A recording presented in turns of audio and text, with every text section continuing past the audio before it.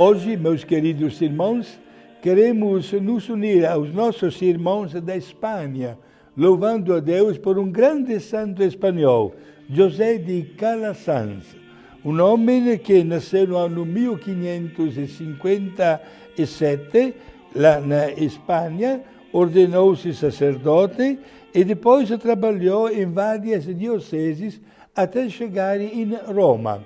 Logo ele notou um quadro social não dos melhores, especialmente nas grandes periferias que circundam esta cidade.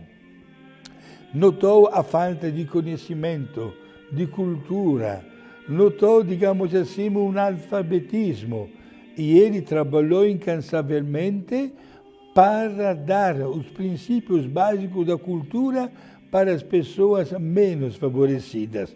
Foi assim que nasceu também um carisma de fundar uma congregação que ele mesmo chamou Ordem Religiosa das Escolas Pias e que se estendera depois em vários outros países da Europa.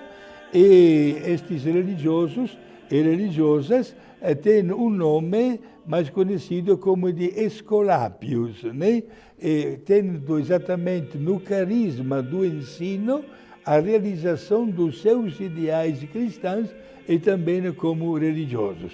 Se é verdade, de um lado, que um antigo e sempre válido provérbio afirma que o amor aumenta através do conhecimento, né? Este grande santo José de Calasanz estava muito bem ao par disso. E por isso ele fez de tudo, proporcionando os princípios básicos da cultura para tantas pessoas que não teriam nunca condições de aprender a escrever, como também a ler. E estas pessoas hoje agradecem porque a espiritualidade está presente exatamente nas periferias de tantas outras cidades, até no mundo de hoje. Podemos dizer, inclusive, que José de Calasanz foi o pioneiro neste carisma, porque depois dele nasceram também outras congregações que estavam seguindo praticamente quase na íntegra o seu mesmo carisma e a sua mesma espiritualidade. Isto é, fazer algo para trabalhar, para ajudar as pessoas a ter alguns conhecimentos de tudo, também da religião.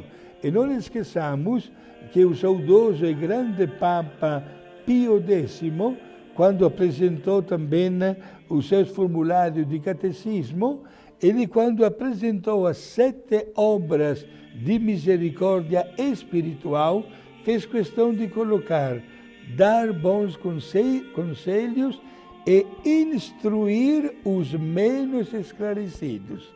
Olha só, minha gente, como é importante conhecer até a história da Igreja, para dizer que a Igreja faz questão de um aprimoramento também dos princípios básicos, né, da sua essência, da sua doutrina.